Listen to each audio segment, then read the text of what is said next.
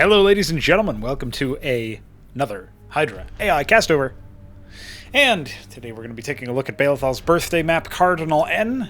This is a map that I had been developing on stream, hiding in plain sight, never suspected. But he did enjoy the map, and I've made... Actually, I don't think I have made any changes since the latest, since the day of, which was the 8th, so happy birthday, Baelethal. This video will be coming out a little late. I actually had intended to record it the same day, but I got very busy in the aftermath of that day, so we're doing it today instead. And, of course, forgot to mention this when I first started the video. I was supposed to open with this. It was supposed to be epic, but it's not. So, for Baelethal's birthday present, okay? I know it's a little bit late, but he wants you guys to thumbs up this video and subscribe. That's how you can wish Baelethal a happy birthday. You can also comment below to bump this video up in the algorithm by saying, happy birthday, Baelethal. And yeah, that's pretty much it, man. That's Baelethal's only birthday wish. So, we're going to be looking at this map from the perspective of an observer. The way that this map works is that the first two slots are actually random. And normally, there's just one human player and then the AI ally randomizes. So we essentially will just have two AI players because I can't give actual commentary while playing. That's I'm too bad at the game to do that. So we're going to jump in here. I'm not going to say too much about this map until we actually see some of this stuff in action. And this map does have a decent amount of replay value. There will be a link to it in the description. And yeah. C'est la vie. Let's go. Cardinal N. One of the things that has been developing recently is that we've actually been able to improve the start location logic, try to fix the randomizer bug for start locations and similar things. So with any luck, we'll get some high quality stuff out of that. So this is the human player spot. They are the human player spot because there's an expansion over here that is too close to the AI's main town for them to consider an expansion. So we'll never take the base up here, but that's why I made that the human player. So that when you're playing single player, you won't notice that, and instead, you'll just see your AI ally, who's positioned here, and you get a different set of transmissions every time, depending on the race that they spawn in as, because a different commander takes control. It's pretty cool, I guess. This map is a four-way free-for-all, so this Protoss player here is hostile to everyone. Then you've got this team of two down here. You got the Terrans and the Zerg, the Magma Zerg and the iridescent yellow Terrans, who are chillin'. Actually, I'm not even sure if this is iridescent yellow. This might just be... I forget what the color is anyway, but yeah, it's some yellow. So those two, that's a team of two. And then there's the boring campaign watchers up here, the two T's, the team of two. I don't know why that was so difficult for me to say. Green Zerg and Vine Green, maybe? I think it's like Russian Green and Vine Green or something. But the Terrans over here. So the only Protoss that's guaranteed to show up is the guy over here. Because this guy's Terran, he'll probably block his expansion with a supply depot, because I saw that earlier. Pretty unfortunate. Still don't know why that happens. AI are just dumb. We do have a fast expansion coming out from Magma, from Mr. Zerg over here. Turn off the frame counter. I should have done that before. I was actually going to do a cast over of my last Mapcraft submission as well, but I intended to do that before recording this video like a week ago, but we had a weird creep crash, and then by the time that got resolved by iQuare, I wasn't actually able to find any time for that, so we'll have to do one of those later on. There's always next time. There's always the future. So we have a Hydra-focused player coming out of Magma. One of the things that was pointed out to me is that it might be a little bit difficult to actually siege Magma's base because of the presence of the thin bridges, the default size bridges. So in theory, I could make one of them bigger, maybe the north one or something, so that there's a little bit more threat from the north side of the map. But you know, I decided not to do that so far anyway. Still want to make alterations, still want to add more detail, visual detail to the map, because I feel like it has some really nice looking areas, like all of the ice, water, coastal cliffs, coastal snow stuff that DF has put together. I think I made really, really good use of that in this map, and I want to do even more in the future. I want to add more details for the snow and stuff like that. You know, some moguls, some trees, some rocks. But I think I can do better in the pretty near future. So we'll just have to wait and see on that. We do have, appears to be a Legion Protoss script running over here, so that should prove interesting. We have a whole boatload of Marines being trained out by this guy. He does like to have too many men. And really ComSat. This might be like a 10-10-10 build or something. I don't fully remember what this build is. Oh, this might be the Ghost, the it's like the 4-fact Ghost or something. I forget what the build is, but something like that. We see here the human players taking the double gas expansion to the north. This is contested territory between the human players' spot and the Terrans. They can be pretty deadly. First attacks are rolling out. Some Hydras coming out to play, just to say hi to Green. Nothing else yet. Overlords flying around. Some Zerglings and Hydras died over here. One of the things that's super exciting to me about free-for-all maps, I gotta tell you, is just the fact that there's so much potential for the game to evolve and the map state to evolve based on who claims victory over who in certain areas. So if you imagine an 8-player free-for-all map that was designed such that you had, you know, a ton of variety, and, you know, these Marines are going to be out of position, so this is going to hurt. But if you had a ton of variety where, you know, maybe you have different quadrants of the map and you have, you know, players 1, 2, 3, and 4 in one quadrant and 5, 6, 7, 8 in the other quadrant, you could easily see where that could benefit the map state, because suddenly a ton of stuff changes and you end up in a situation where essentially as the game progresses, you see more and more distinctions made, and maybe 2 players die in each quadrant, and then you've got the duel of the giants in that region, and then you've got, you know, maybe 1 player finds success in one region and then moves to challenge his ultimate nemesis from the other region. It's just like a constant test of who can find victory. So it's pretty cool, I think. A lot of potential there that is just underexplored in the context of an RTS. Some pretty damaged zealots over here. They will eventually get mopped up by the defenders. Meanwhile, our human player is losing out on his home base here, his natural. A large air force has amassed, and I see fucking nothing over here for the AI ally position. He's got some Goliaths, which could certainly help out, but will it be enough to breach this area and give this player a run for their money? I'm gonna bet no, based on the army movements that I'm seeing over here, but, you know, they might be able to get up the ramp and do some damage. Unfortunately, there's just way too many air units already. Aurora is one of the things that makes them uniquely epic, is the Last Order's thing, where they regain a decent chunk of their HP.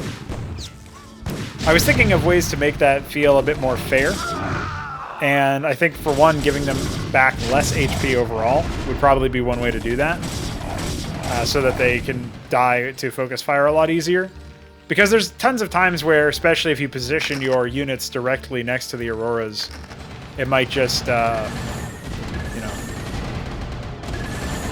I don't know, it results in them instantly dealing that AoE damage.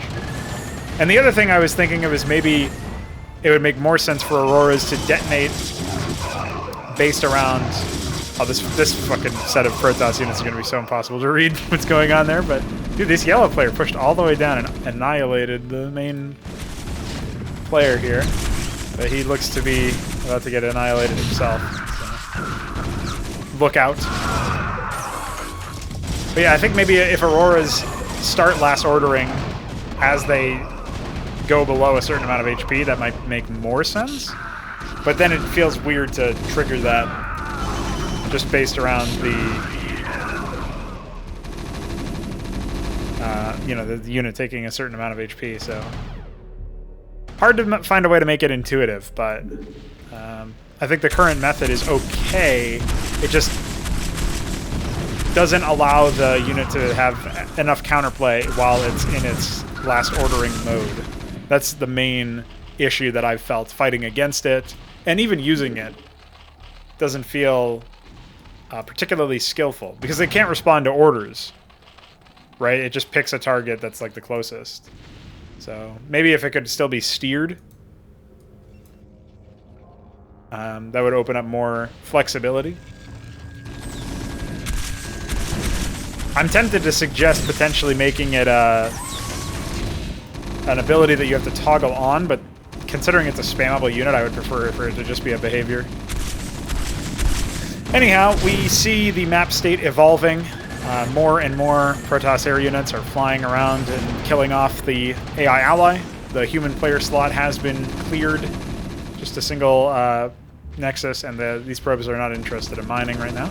Maybe they'll start mining once the last couple structures stop getting attacked. I'm not really sure what causes this, but we might see something change. But yeah, this yellow player is also completely mopped up. So at this point, our map state is such that the bottom slot is all done.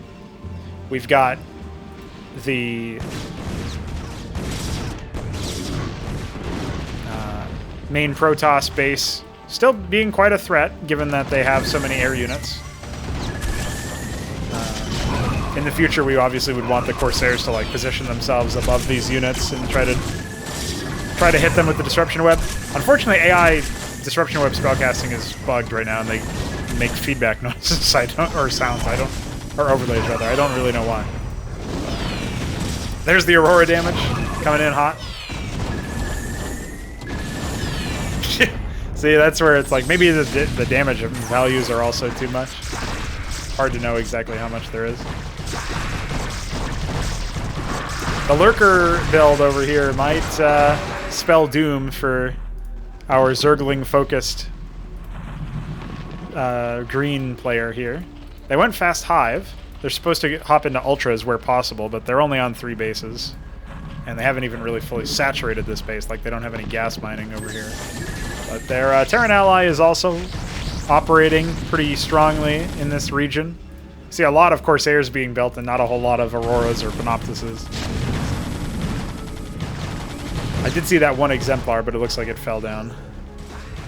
So it looks like the Protoss will also be eliminated. But we're starting to see that phenomenon that I was talking about earlier, where we have the ability to see how many of these players are surviving into the later stages of the game, right? And it's, I mean, admittedly, as soon as the Terran forces are taken care of here in this bottom area, there's going to be a air force to be reckoned with. But because the AI will never stop using it, basically, it's a little bit difficult.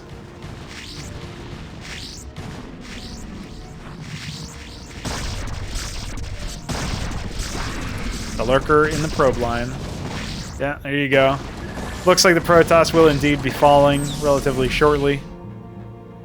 They're, I don't know where their giant attack force went. It looks like they're attacking green now.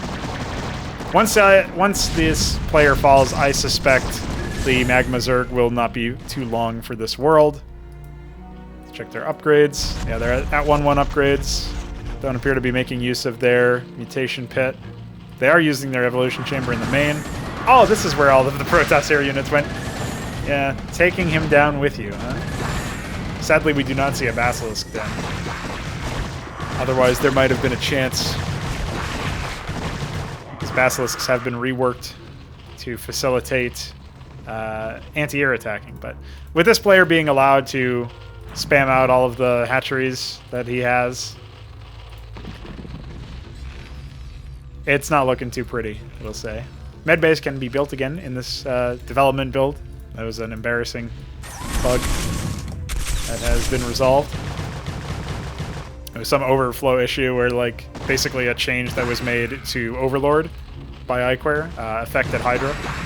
So we have triaged that. Yeah, looks like this'll do it. I mean, these Zerg can't catch a break. They're getting attacked all over by Team Green, and they still can't mop up the Protoss Air Force in what is essentially one of their highest priority bases. They have an Irilith Iris, but no... They have it in their natural, but not in their main, so this actually is even worse than I feared initially. They are starting to queue up some more. They might end up grabbing a Basilisk Den, though they had to rebuild the Hydros Den because their Lurker Den got destroyed by the green attack, I assume. And we got the 2-1 push from the Terran army. Terran mech being quite a proper answer here, it looks like. And yeah, with the upgrades slowed down because this got popped down here. Magnus just out of here, man. Get him out of here. A Zerg attack force is coming in as well. Lurkers are being killed by fucking Zerglings. An embarrassing state of affairs.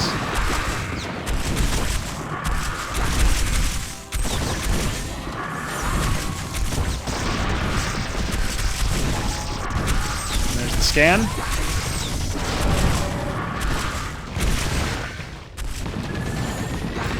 Oh, this Air Force might actually get some action if it moves up. But pretty soon it looks like this is a done deal. We'll watch the last dying moments of Team Orange.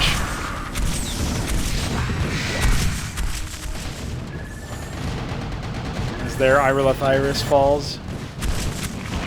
But yeah. I didn't really get a chance to talk too much about the map design of this map, and I will undoubtedly be coming back here to record another AI Castover once some more AI changes, tech tree changes, and map changes have come into effect. So there is that. There we go. Just final orders my shit up, dude.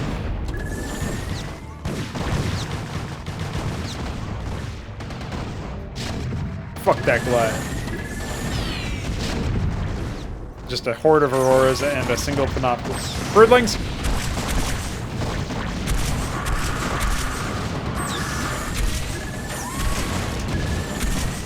This is goofy.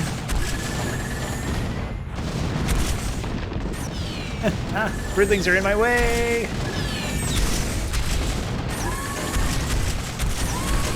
I think there would be a lot of... Wow, nice Aurora. I think there would be a ton of units in the future that...